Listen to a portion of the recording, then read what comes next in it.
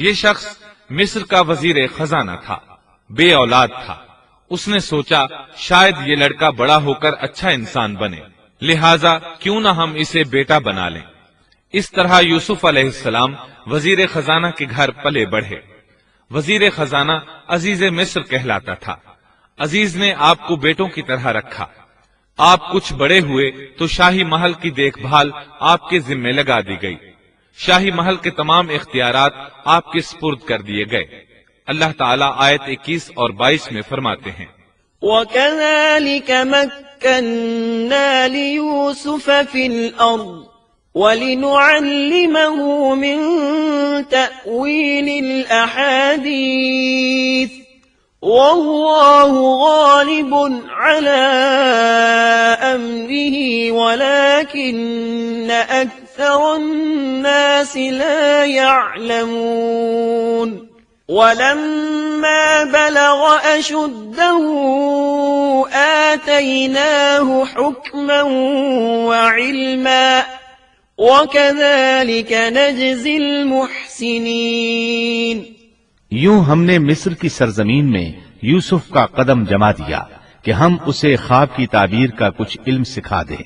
اللہ اپنے ارادے پر غالب ہے، لیکن اکثر لوگ بے علم ہوتے ہیں۔ اور جب یوسف پختگی کی عمر کو پہنچ گئے تو ہم نے اسے قوت فیصلہ اور علم دیا۔ ہم نیک کاروں کو اسی طرح بدلہ دیتے ہیں۔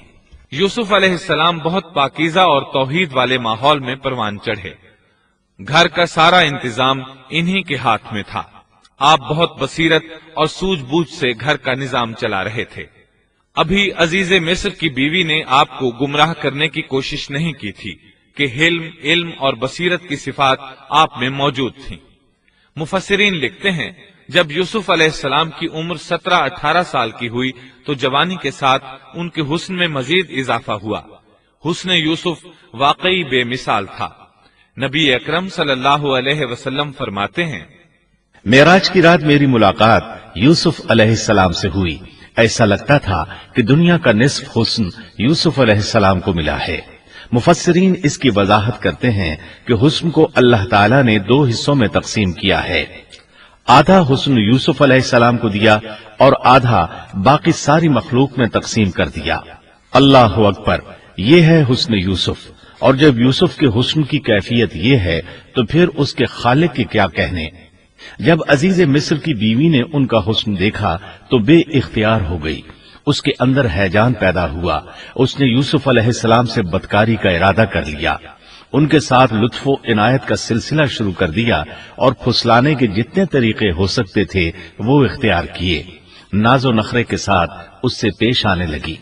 اللہ آیت 23 میں فرماتے ہیں، وراودته التي هو في بيتها عن نفسه وغلقت الأبواب وقالت هيت لك قال معاذ الله إنه ربي أحسن مثواي إنه لا يفلح الظالمون۔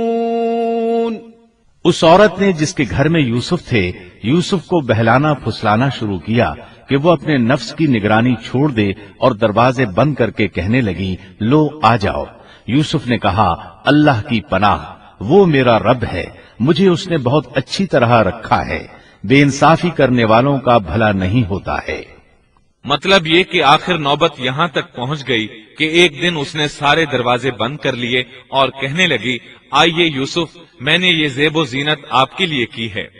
یوسف علیہ السلام فرمانے لگے، اللہ کی پناہ، یہ ناممکن ہے، میں ایسا نہیں کر سکتا۔ کیا میں اپنے مالک کی گھر والی سے بدکاری کروں جس نے مجھے اپنے بیٹوں کی طرح ناز و نعمت میں رکھا؟ یہ بہت بڑا ظلم ہے اور ظالم لوگ فلاح نہیں پا سکتے۔ آپ نے فوراً انکار کر دیا، اس لیے کہ آپ صاحب علم تھے، صاحب حلم تھے، بادشاہ کے مقام اور مرتبے کو جاننے کے ساتھ برائی کے نقصانات سے بھی باخبر تھے، خود صاحب فضل تھے اور اہل فضل کے مقام و مرتبے سے بھی واقف تھے۔ قرآن کریم کی آیات آپ کی طہارت اور پاکیزگی بیان کر رہی ہیں۔ آیت 24 میں ہے، وَلَقَدْ هَمَّتْ همت به وهم بها لولا أن رأى برهان ربه. اس عورت نے یوسف کا قصد کیا اور یوسف اس کا قصد کرتے اگر وہ اپنے پروردگار کی دلیل نہ دیکھتے. یوسف علیہ السلام نے اس کا ارادہ نہیں کیا، یہاں تک کہ اللہ تعالیٰ کی مہربانی سے ان کے دل میں اس گناہ کا خیال تک نہیں آیا. اللہ تعالیٰ نے آخر آپ کو علم بھی دیا تھا اور حلم بھی. آپ بادشاہ کے مرتبے سے واقف تھے، نیک تھے، جانتے تھے زانی کبھی فلاح نہیں پا سکتا، بلکہ آپ نے تو فوراً کہہ دیا. اللہ کی پناہ، میں ایسا ہرگز نہیں کر سکتا. اتنی بڑی آزمائش میں ان کے دل میں خیال آنا ممکن تھا. جیسا کہ سخت گرمی اور پیاس کی حالت میں کسی کو ٹھنڈے پانی کا گلاس ملے تو دل میں پانی پی لینے کا خیال ضرور آتا ہے، لیکن پھر یاد آتا ہے کہ وہ روزے سے ہے. لیکن یوسف علیہ السلام کے دل میں تو اتنا سا خیال بھی نہیں آیا. اس کی وجہ یہ تھی کہ آپ نے اپنے رب کی دلیل دیکھی تھی. وہ دلیل کیا تھی، اس بارے میں مفسرین کے مختلف اقوال ہیں. بعض کہتے ہیں آپ نے جبرائیل علیہ السلام کو دیکھا، بعض کہتے ہیں آپ نے یعقوب علیہ السلام کو دیکھا، وہ انہیں انگلی کے اشارے سے منع کر رہے تھے. بعض نے لکھا ہے کہ آپ نے دروازے پر یہ لکھا دیکھا تھا، إنه كان فاحشة وساء سبيلا. بے شک زنا بڑی بے حیائی اور بہت ہی بری راہ ہے. بہرحال یہ مفسرین اور مورخین کے اقوال ہیں. اس بارے میں کوئی صحیح حدیث نہیں ملتی. اتنا ہے کہ آپ نے کوئی ایسی چیز دیکھی ضرور تھی جس کی بنا پر آپ کو خیال تک نہ آیا، اور برہان اللہ ہی کی طرف سے تھی. اس نے انہیں سوچنے بھی نہ دیا. اللہ آیت نمبر 24 میں فرماتے ہیں، كذلك لنصرف عنه السوء والفحشاء إنه من عبادنا المخلصين. اس طرح ہم نے انہیں اس برائی اور بے حیائی سے بچا لیا کیونکہ وہ ہمارے مخلص بندوں میں سے تھے. اللہ نے آپ کو صرف زنا سے نہیں برائی سے بھی بچا لیا. یہ اس بات کی دلیل ہے کہ آپ نے ارادہ تک نہیں کیا. پھر اسی آیت میں اللہ نے آپ کو اپنا برگزیدہ بندہ فرمایا، اور یہ ممکن ہی نہیں کہ کوئی انسان اللہ کے برگزیدہ بندوں میں سے بھی ہو اور پھر کفر بھی کرے. ہرگز ممکن نہیں. انبیاء ایسی باتوں سے پاک رہتے ہیں. عزیز مصر کی بیوی نے اصرار کیا، آپ کو مجبور کیا اور لگی چمٹنے تو یوسف علیہ السلام وہاں سے بھاگے. عزیز کی بیوی آپ کے پیچھے بھاگی. اللہ تعالیٰ نے آیت 25 میں اس واقعے کو یوں بیان فرمایا ہے، واستبق الباب وقدت قميصه من دبر وألف يا سيدها لدى الباب قالت ما جزاء من أراد بأهلك سوءا إلا أن يسجن أو عذاب أليم. اور دونوں دروازے کی طرف دوڑے اور اس عورت نے یوسف کا کرتا پیچھے کی طرف سے کھینچ کر پھاڑ ڈالا اور دروازے کے پاس ہی عورت کا شوہر دونوں کو مل گیا. تو کہنے لگی، جو شخص تیری بیوی کے ساتھ برا ارادہ کرے بس اس کی سزا یہی ہے کہ اسے قید کر دیا جائے یا اور کوئی دردناک سزا دی جائے. سیدنا یوسف علیہ السلام خود کو بچانے کے لیے دروازے کی طرف دوڑ پڑے تھے. یہ پیچھے دوڑی. دروازہ بند تھا.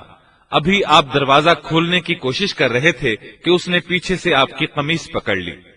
جھٹکا جو لگا تو قمیص پیچھے سے پھٹ گئی. اسی دوران دروازہ کھل گیا اور عزیز مصر اندر داخل ہوا. اس نے یہ منظر اپنی آنکھوں سے دیکھا کہ اس کی بیوی زیب و زینت کے ساتھ بند سنور کر یوسف علیہ السلام کے بالکل پیچھے کھڑی ہے. اسی وقت اس نے خود کو الزام سے بچانے کے لیے کہہ دیا، جو تیری بیوی کے ساتھ برائی کا ارادہ رکھتا ہے اس کا کیا بدلہ ہے. پھر خود ہی کہنے لگی، اسے قید خانے میں بند کر دینا چاہیے. ایسا اس نے اس لیے کہا کہیں وہ یوسف علیہ السلام کو قتل نہ کر دے.